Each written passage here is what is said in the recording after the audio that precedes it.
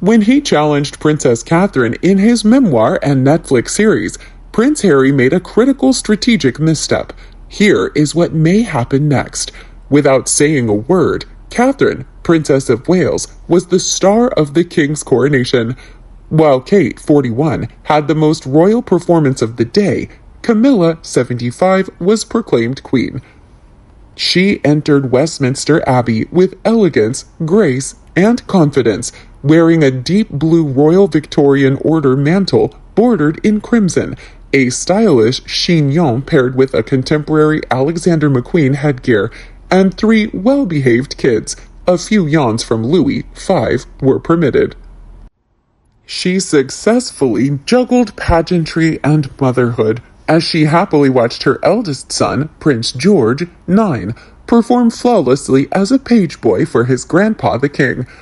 She also made sure the service went smoothly by bringing Louis out for a breather halfway through. Charlotte, age 8, was a mini-me of her mother, securely gripping Louis's hands at all the appropriate moments. Kate maintained her composure throughout, despite being late with the family and having to enter after the king rather than the other way around. The days when Kate served only as the heir to the throne's +1 are long gone, and royal analyst Camilla Tominey wrote in the Telegraph UK. The Princess of Wales is the one who actually wears the crown when it comes to winning over the public's hearts and minds, as we saw with yet another spectacular performance during the coronation. She had formerly been an outsider and a royal novice, but now she seemed and behaved like a future queen. William, Prince of Wales, 40, completed his coronation obligations while promising to be your liegeman of life and limb to his father.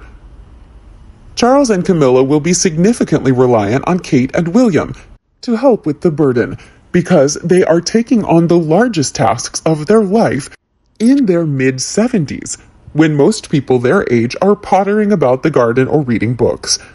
After the death of the Queen, William assumed the title of Prince of Wales, replacing Charles, but there has been more of a substantive shift.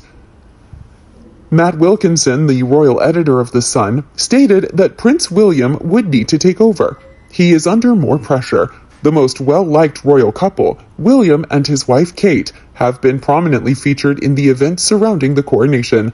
By taking the underground, enjoying beers at the Dog and Duck Bar, and being at ease with the public, they demonstrated that they have the people's touch.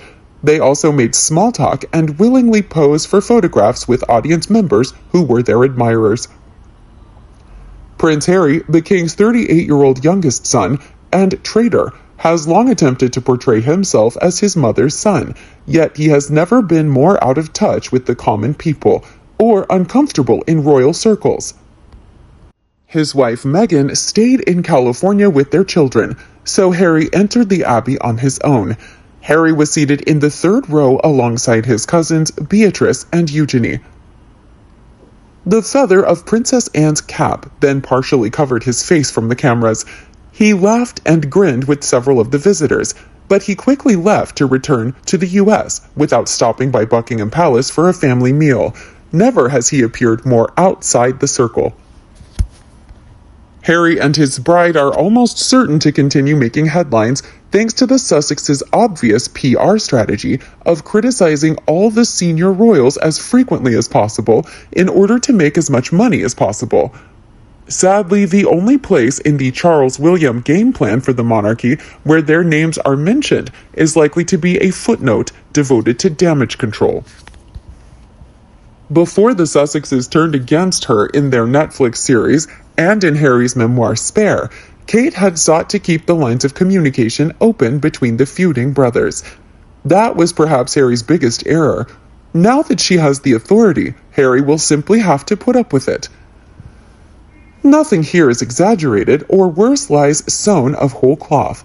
It's just the honest truth. Kate's genuine, gracious, and kind personality shines brightly for everyone who sees her. She was perfectly happy to play her previous role within the family. A lot of things changed in a fairly short period, and she stepped the F up. I admire her for it.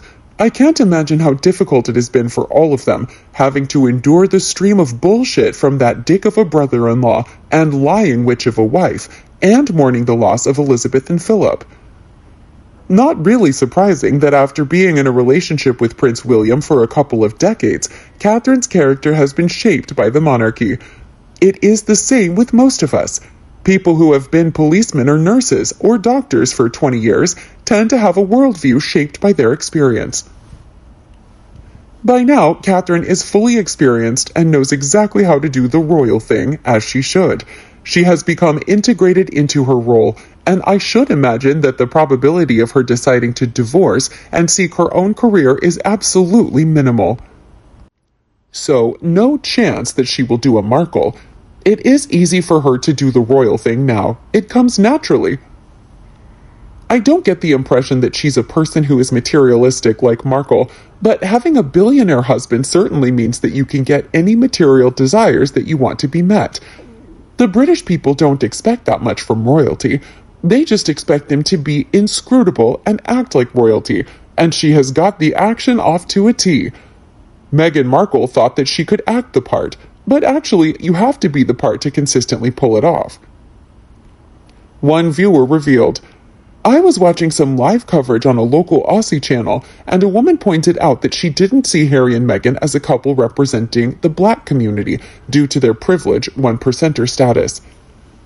Aussies of many different political persuasions simply don't give a shit about Harry and Meghan's virtue-signaling humanitarian endeavors.